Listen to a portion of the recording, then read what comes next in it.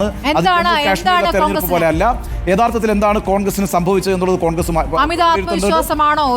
പല കാരണങ്ങൾ അതിനകത്ത് വർക്ക് ചെയ്തിട്ടുണ്ടാവാം. ഹൂഡയിൽ അമിത വിശ്വാസം അർപ്പിച്ചതാണോ പ്രശ്നമായത്? ഹൂഡയുടെ തന്ത്രങ്ങളാണ് പൂർണ്ണമായും അംഗീകരിക്കുന്ന നിലപാടാണ് കോൺഗ്രസ് നേതൃത്വം എടുത്തത്. അല്ല, ഏത് ഘടകങ്ങളാണ് പ്രവർത്തിച്ചത് എന്നുള്ളത് നമ്മൾ ഇനി വളരെ വിശദമായിട്ട് ആ പാർട്ടി വിലയിരുത്തേണ്ടതുണ്ട്. ഒന്നാമത്തെ കാര്യം, നമ്മൾ ഒരു രാഷ്ട്രീയ വിശകലനം നടത്തുന്നത് ആ പ്രദേശത്ത് നിലനിൽക്കുന്ന സാഹചര്യങ്ങളെ കണക്കിലെടുത്തുകൊണ്ടാണ്. ഈ തെരഞ്ഞെടുപ്പിൽ BJPക്ക് അനുകൂലമായി പ്രവർത്തിക്കുന്ന ഒരു ഘടകം പോലും ഹരിയാനയിൽ നമുക്ക് കണ്ടെത്താൻ കഴിഞ്ഞിട്ടില്ല. നമുക്കറിയുന്നത് പോലെ അവിടെ കർഷക സമരം നടന്ന ഭൂമിയാണ്. കർഷക സമരം ഈ പറയുന്ന ഹരിയാനയിൽ മാത്രമല്ല, രാജ്യത്ത് തന്നെ വലിയ ഇമ്പാക്റ്റാണ് ഉണ്ടാക്കിയത്. അതിൻ്റെ അടിസ്ഥാനത്തിൽ വലിയ വോട്ട് നഷ്ടമാണ് BJPക്ക് കഴിഞ്ഞ പൊതു തെരഞ്ഞെടുപ്പിൽ സംഭവിച്ചത്. അതുകൊണ്ട് കൂടിയാണ് അവർക്ക് വലിയ രീതിയിൽ സീറ്റ് കുറഞ്ഞത്. അത് മഹാരാഷ്ട്രയിലാണെങ്കിലും പഞ്ചാബിലാണെങ്കിലും ഹരിയാനയിലാണെങ്കിലും ഉത്തർപ്രദേശിലാണെങ്കിലും ഒക്കെ ഈ പറയുന്ന കർഷകരുടെ സമരം ലോക്സഭയിൽ BJPയുടെ സാധ്യതയെ അട്ടിമറിച്ചു എന്ന് നമുക്ക് മനസ്സിലാക്കാം. അപ്പോൾ ആ പ്രശ്നം ഏറ്റവും കത്തുനിന്നൊരു സംസ്ഥാനം എന്ന് പറയുന്നത് ഹരിയാനയല്ലേ. അവിടെ ഒരു നിയമസഭാ തെരഞ്ഞെടുപ്പ് നടക്കുമ്പോൾ സ്വാഭാവികമായും ആ വിഷയം BJPക്ക് എതിരാകേണ്ടതാണ്. അതുപോലെ തന്നെയായിരുന്നു അഗ്നിവീർ പദ്ധതി എന്ന് പറയുന്നത്. അഗ്നിവീർ പദ്ധതിയിലൂടെ യഥാർത്ഥത്തിൽ ഹരിയാനയിലെ യുവാക്കൾക്ക് തൊഴിലില്ലായ്മ എന്ന് പറയുന്ന വലിയൊരു പ്രതിസന്ധിയെ നേരിടേണ്ടി വന്നു. ഇന്ന് ദേശീയ ശരാശരിയേക്കാൾ എത്രയോ കൂടുതലാണ് ഹരിയാനയിലെ തൊഴിലില്ലായ്മയുടെ നിരക്ക് തോത് എന്ന് പറയുന്നത്. അപ്പോൾ ആ അർത്ഥത്തിൽ ആ ഘടകവും BJPക്ക് എതിരായിരുന്നു. ഇനി മറ്റൊരു ഘടകമുണ്ടല്ലോ, ഗുസ്തി താരങ്ങൾ നടത്തിയ സമരം. ആ ഗുസ്തി താരങ്ങൾ നടത്തിയ സമരത്തിന് ഇന്ത്യയിൽ തന്നെ വലിയ ഇമ്പാക്റ്റ് ഉണ്ടാക്കാൻ കഴിഞ്ഞു പൊതു തെരഞ്ഞെടുപ്പിൽ. പക്ഷേ ഹരിയാനയിൽ അത് പ്രവർത്തിച്ചിട്ടില്ല എന്ന് വേണം നമുക്ക് മനസ്സിലാക്കാൻ. ഈ അർത്ഥത്തിൽ അതുപോലെ തന്നെ താങ്ങുവില അടക്കമുള്ള കർഷകരുടെ മറ്റൊട്ടേറെ പ്രശ്നങ്ങൾ, ഇതെല്ലാം തന്നെയും BJPക്ക് എതിരായിട്ടാണ് സംസ്ഥാന രാഷ്ട്രീയത്തിൽ പ്രവർത്തിച്ചത്. ഇനി ഏറ്റവും പ്രധാനമായിട്ടും 2 തവണ അധികാരത്തിൽ നിന്നൊരു പാർട്ടിയോട് സ്വാഭാവികമായും ഉണ്ടാകാവുന്ന ഒരു എതിർവികാരം.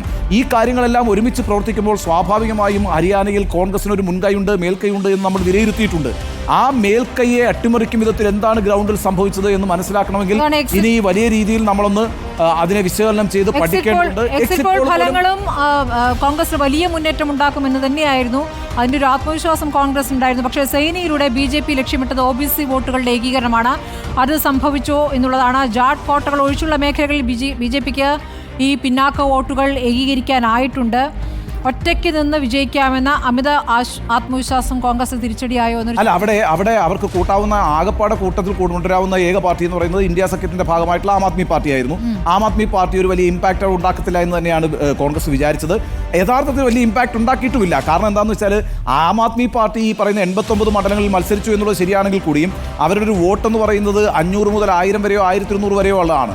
ആ റേഞ്ചിലാണ് വോട്ട്. പക്ഷേ ഇത്രയും ഘടകങ്ങൾ, എതിർ ഘടകങ്ങൾ BJPക്കെതിരായി നിൽക്കുന്ന ഒരു സംസ്ഥാന തെരഞ്ഞെടുപ്പ് അന്തരീക്ഷത്തിൽ ഈ 1000 വോട്ടൊന്നും ഒരു പ്രസക്തിയേ ഇല്ലാത്ത വോട്ടായിട്ടാണ് കോൺഗ്രസ് വിലയിരുത്തിയിട്ടുണ്ടാവുക. ഒരു കാര്യം പറഞ്ഞോട്ടെ, കാരണം വെച്ചാൽ ഈ ഇത്രയും വലിയ എതിർ തരംഗമുള്ളപ്പം 10,000-നും 15,000-നും 20,000-നും ഒക്കെ വേണം ആളുകൾ വിജയിച്ചു വരാൻ. അപ്പോൾ ഈ പറയുന്ന 500 വോട്ട് ആം ആദ്മി പാർട്ടിയുടെ 500 വോട്ട് വേണ്ടാന്ന് വെച്ചേക്കൂ, അവർക്ക് എന്തിനാ 2-3 സീറ്റ് കൊടുക്കുന്നത്, അല്ലെങ്കിൽ 1000 വോട്ട് വേണ്ടാന്ന് വെച്ചേക്കുന്നു എളുപ്പത്തിൽ വിചാരിക്കാൻ കഴിയുന്ന ഒരു രാഷ്ട്രീയ സാഹചര്യം ഹരിയാനയിൽ ഉണ്ടായിരുന്നു. അതുകൊണ്ട് അക്കാര്യത്തിൽ കോൺഗ്രസിനെ കുറ്റപ്പെടുത്തിയിട്ട് കാര്യമില്ല. പക്ഷേ അതൊന്നും ഗ്രൗണ്ടിൽ വർക്ക് ചെയ്തിട്ടില്ല. ഞാൻ മനസ്സിലാക്കുന്നത്, നോക്കൂ, ഈ പറയുന്ന അവിടുത്തെ ജാതി വിഭാഗങ്ങളിലേക്കുള്ള BJPയുടെ അജണ്ട വളരെ കൃത്യമായി അവർക്ക് ഇൻടാക്റ്റ് ആയിട്ട് നിർത്താൻ പറ്റി. അതായത് അവരുടെ തൊഴിലില്ലായ്മയെക്കാളും അവരുടെ വിളകൾക്ക് കിട്ടാത്ത ഇൻഷുറൻസിൻ്റെയും അവരുടെ വിളകൾക്ക് താങ്ങുവില കിട്ടാത്ത പ്രശ്നത്തെക്കാളും അവരുടെ ഗുസ്തി താരങ്ങൾ അനുഭവിച്ച പീഡനത്തെക്കാളും അവരുടെ യുവാക്കൾ അനുഭവിക്കുന്ന തൊഴിലില്ലായ്മയെക്കാളും ഒക്കെ അപ്പുറത്ത് അവിടെ OBC, SC, ST, ദളിത് വിഭാഗങ്ങൾ, നോൺ ജാട്ടായിട്ടുള്ള മറ്റ് സബ് കാസ്റ്റുകൾ, വാൽമീകീസ്, ഈ പറയുന്ന ചാമർസ്,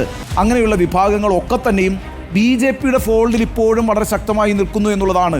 അതായത് ഈ പറയുന്ന അവരുടെ ജീവിതവുമായി ബന്ധപ്പെട്ട വിഷയങ്ങൾക്കൊക്കെ അപ്പുറത്ത് അവരുടെ ഈ ഹിന്ദുത്വ ബോധം എന്ന് പറയുന്നത് ഇൻടാക്റ്റ് ആക്കി നിർത്താൻ ഹരിയാനയിൽ BJPക്ക് കഴിഞ്ഞു. അതെങ്ങനെ പ്രവർത്തിച്ചു എന്ന് തന്നെയാണ് അറിയേണ്ടത്. ഇപ്പോൾ കാണുന്ന ദൃശ്യങ്ങൾ നാഷണൽ കോൺഫറൻസിന്റെ ആഹ്ലാദ പ്രകടന റാലിയാണ് കേട്ടോ. അതോടൊപ്പം നമ്മൾ വീണ്ടും ഹരിയാനയിലേക്ക് വരികയാണെങ്കിൽ ഈ INLD BSP സഖ്യം ഈ ലോക്സഭയിൽ കോൺഗ്രസിന് അനുകൂലമായിരുന്ന ജാട്ട് ദളിത വോട്ടുകൾ വിള്ളൽ വീഴ്ത്തിയിരുന്നു. അത് ഇവിടെയും പ്രതിഫലിച്ചിട്ടുണ്ടോ? അല്ല, അതുണ്ടാവാം. കാരണം വെച്ചാൽ INLD എന്ന് പറയുന്നത് ജാട്ട് വിഭാഗത്തിൻ്റെ പാർട്ടിയാണ്. താവു ദേവിലാലിൻ്റെ പാർട്ടിയാണ്. ജാട്ട് വിഭാഗത്തിലെ പിന്തുണ കൊണ്ട് മാത്രം ഇന്ത്യൻ രാഷ്ട്രീയത്തിൽ നിലനിന്നിട്ടുള്ളൊരു പാർട്ടിയാണ് ഇന്ത്യൻ നാഷണൽ ലോക്ദൾ എന്ന് പറയുന്നത്. നമുക്കറിയുന്നത് പോലെ 10 ലോക്സഭാ സീറ്റുകൾ മാത്രമാണ് ഹരിയാനയിലുള്ളത്. ആ ലോക്സഭാ സീറ്റുകളിൽ 5 or 6 സീറ്റുകൾ നേടിയ കാണാണ്ട് ദേവിലാൽ ഐക്യമുന്നണി സർക്കാരിൻ്റെ VP സിംഗ് സർക്കാരിൻ്റെ കാലത്ത് ഉപപ്രധാനമന്ത്രിയാകുന്നത്. ദേവിലാൽ ഉപപ്രധാനമന്ത്രിയായിട്ട് മാറുന്നത് ഒരു ചെറിയ സംസ്ഥാനത്ത് നിന്നായിരുന്നു. പക്ഷേ ജാട്ട് വിഭാഗം എന്ന് പറയുന്നത് ഹരിയാനയിൽ മാത്രം നിൽക്കുന്ന വിഭാഗമല്ല. അവർക്ക് വലിയൊരു വോട്ട് ഷെയർ ഉത്തർപ്രദേശിലുണ്ട്, വലിയൊരു വോട്ട് ഷെയർ രാജസ്ഥാനിലുണ്ട്, വലിയൊരു വോട്ട് ഷെയർ മധ്യപ്രദേശിലുണ്ട്. അപ്പോൾ ആ വിഭാഗത്തിൻ്റെ സ്വാധീനം നോർത്ത് ഇന്ത്യൻ സംസ്ഥാനങ്ങളിൽ വിവിധ ഭാഗങ്ങളിലുണ്ട്. അത് പാരമ്പര്യപരമായിട്ട് തന്നെ കോൺഗ്രസിന് കിട്ടേണ്ട ഒരു വോട്ടാണ്. അവിടെയാണ് ദേവിലാൽ വിള്ളൽ വീഴ്ത്തുകയും ദേവിലാൽ ഒരു പാർട്ടി ഉണ്ടാക്കുകയും ചെയ്തത്. അന്ന് ഹരിയാനയിൽ ജാട്ട് വിഭാഗം ദേവിലാലിനോടൊപ്പം പോയി. അപ്പോഴും നമ്മൾ മനസ്സിലാക്കേണ്ട ഒരു കാര്യം, ബ്രാഹ്മിൻസ് ആണെങ്കിലും പഞ്ചാബി ഖത്രീസ് ആണെങ്കിലും മറ്റ് OBC വിഭാഗങ്ങളാണെങ്കിലും ഒക്കെ തന്നെയും പരമ്പരാഗതമായി വോട്ട് ചെയ്തുകൊണ്ടിരുന്നത് കോൺഗ്രസിനായിരുന്നു. അവിടെയാണ് 2014 ഈ പറയുന്ന നരേന്ദ്രമോദിയുടെ തരംഗത്തിൽ ഒരു വലിയ വിള്ളൽ വീഴ്ത്താൻ BJPക്ക് കഴിഞ്ഞത്. 2014 മുതൽ ഇങ്ങോട്ട് പിന്നെ BJPയുടെ ഒരു തേരോട്ടമാണ് നമ്മൾ കാണുന്നത്. പക്ഷേ BJP വളരെ സൂക്ഷ്മമായി അവരുടെ ഒരു ജാതി സമവാക്യം ആസൂത്രണം ചെയ്തിട്ടുണ്ട് എന്നുള്ളതാണ് നമ്മൾ ഇതിനകത്ത് കാണേണ്ടത്. ജാട്ട് വിഭാഗങ്ങളും ജാട്ടേതര വിഭാഗങ്ങളും തമ്മിലുള്ള ഒരു ഏറ്റുമുട്ടലാണ് യഥാർത്ഥത്തിൽ ഹരിയാന രാഷ്ട്രീയം എന്ന് പറയുന്നത്.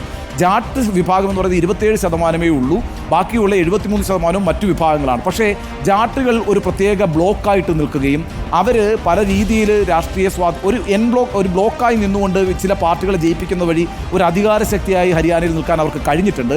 പക്ഷേ ജാട്ട് വിരുദ്ധ മനോഭാവം ശക്തി പ്രാപിക്കുകയും ആ ജാട്ട് വിരുദ്ധ മനോഭാവമുള്ള വിഭാഗങ്ങളെ ഏകീകരിക്കുന്നതിൽ BJP വിജയിക്കുകയും ചെയ്തിട്ടുള്ളത് കൊണ്ടാണ് ഈ പറയുന്ന 50 സീറ്റിലേക്കുള്ള ഒരു മുന്നേറ്റം അവർക്ക് നടത്താൻ കഴിഞ്ഞത്. അതായത് ഞാൻ പറഞ്ഞത്, ഈ പറയുന്ന തൊഴിലില്ലായ്മയെക്കാളും കാർഷിക പ്രതിസന്ധിയേക്കാളും ഒക്കെ അപ്പുറത്ത് ഈ പറയുന്ന ഒരു ജാതി വികാരം വളരെ ശക്തമായി ഊതിപ്പെരുപ്പിച്ച് നിർത്താൻ BJPക്ക് കഴിഞ്ഞിട്ടുണ്ടെങ്കിൽ ആ ഒറ്റ കാരണത്താൽ BJPക്ക് ഈ നേട്ടമുണ്ടാക്കാൻ കഴിയും. അതല്ലാതെ മറ്റൊരു അനുകൂല ഘടകവും യഥാർത്ഥത്തിൽ ഈ രാഷ്ട്രീയ സാഹചര്യത്തിൽ BJPക്ക് മുന്നോട്ട് വയ്ക്കാനില്ല.